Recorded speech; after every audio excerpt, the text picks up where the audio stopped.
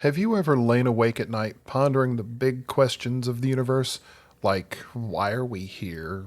Is there a higher power?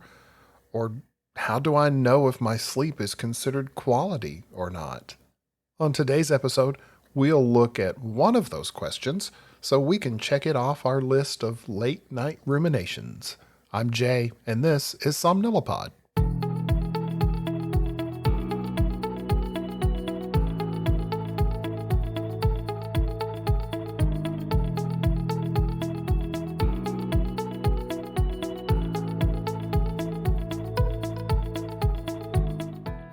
Hello, everyone. Welcome back. I hope you're doing well.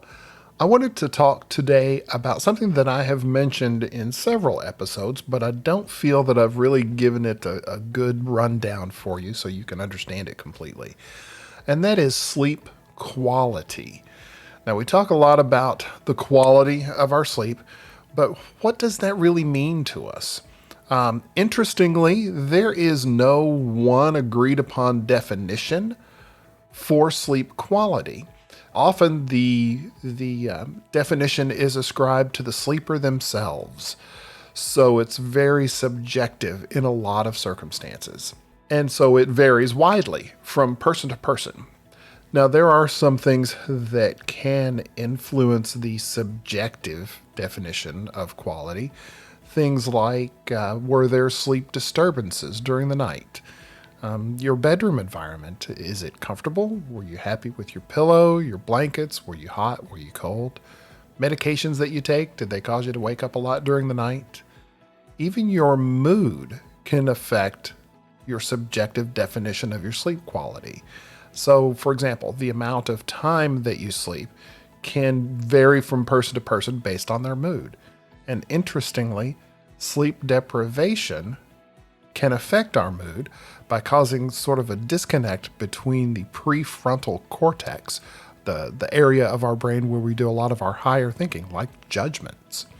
So quality and quantity, the amount of sleep, aren't necessarily the same thing.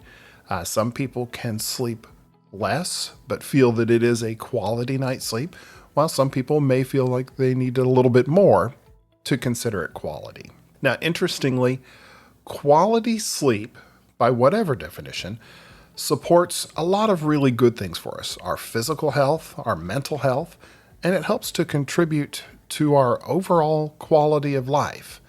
Whereas poor sleep quality and sleep deprivation has a lot of really negative effects. And we've talked about this a time or two.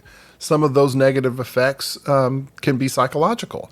They can affect our mood, as I mentioned earlier. They can cause us to be increasingly irritable during the day. It can also contribute to problems with anxiety and depression. And not just psychological issues, physiological issues can be affected by poor sleep quality. We've mentioned the increased risk of physiological problems, things like heart disease, high blood pressure, stroke. All of these things coming from poor sleep and poor sleep quality. And not only does poor sleep and poor sleep quality affect just us, it can also affect the people around us. Studies have shown that people who have poor sleep quality are involved in more accidents, driving accidents in particular. Also, injuries at work. So it can cost your employer if you make a mistake at work as well because of your poor sleep. So there are a lot of things that poor sleep quality can affect. Let's take a look at some of the things, the objective things, not just our own subjective issues, but some objective things that can affect our sleep quality. I mentioned medications. So, for example, if you take a diuretic for your blood pressure, does that cause you to wake up a lot during the night to go to the restroom? Other medications may do the same thing. Interestingly, other medications that cause you to be a little sleepy may affect waking up in the morning. So you may wake up and feel a lot more groggy than you normally would without the effect of that medication. We also want to take a look at your sleep schedule. Is it irregular? Are you waking up at different times during the week on different days? Are you sleeping later some days as opposed to others? Is your overall schedule regular, or is it irregular? We also need to look at physical activity. This is a very important objective measure that can affect our influence of quality for our sleep. Our old friend, exercise. People who exercise and are more physically active report higher quality sleep than those who aren't. And what are you eating? What are you drinking? Are you smoking? Food, drink, caffeine, nicotine, all of these things can affect our judgment of sleep quality. Are you eating a heavy meal at night that's causing you to feel irritated and have reflux and have heartburn and keeping you awake? These are things that absolutely can affect your sleep quality. The environment, we talked about your bedroom environment. Is it cool? Is it warm? Are you comfortable with your mattress, your pillow, your blankets, etc.? Is the noise level comfortable for you? These are all things that can affect sleep quality. And finally, looking at both mental and physical ailments. Do you have a physical ailment that causes pain, for example, arthritis, restless leg syndrome? Do you have a sleep disorder that's affecting your sleep quality? Depression and anxiety. Are these things contributing to insomnia, for example? So all of these things can affect objectively the quality of our sleep. Now, I still haven't really talked about an overall definition of quality. Now, sleep professionals do use a specific number. It's called sleep efficiency. And you know how professionals are. We have to be able to define things in an objective, measurable way. So typically a sleep efficiency of 85% or greater is considered quality sleep. Less than 85% can contribute to poor quality sleep. So how in the world do you figure this out for yourself? There are a couple of things that you can do, and I'll talk you through it. I'll use myself as an example. So for example, how much time did you spend in bed from the time that you went to bed to the time that you got out of bed? And how much of that time were you actually sleeping? Those are the important things that we use to consider sleep efficiency. So basically what you do, you divide the actual sleep time, the amount of time that you were sleeping, by the amount of time that you were in bed.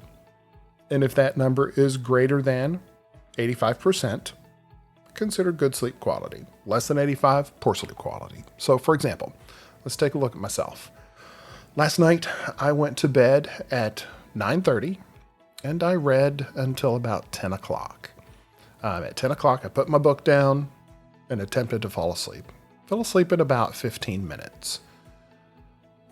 During the night, I was awake for approximately 45 minutes because I remember waking up a couple of times and it took a few minutes to get back to sleep each time.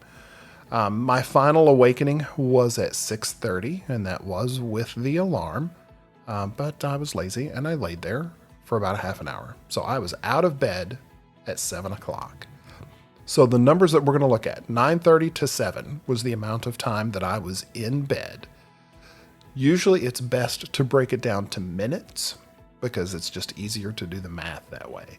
So my total time in bed was 570 minutes. Now my total sleep time, and it's important to remember that this is just a guess because I don't keep a visible clock in my bedroom because I find that if I wake up in the middle of the night, I want to check the clock all the time. So I just remove that distraction.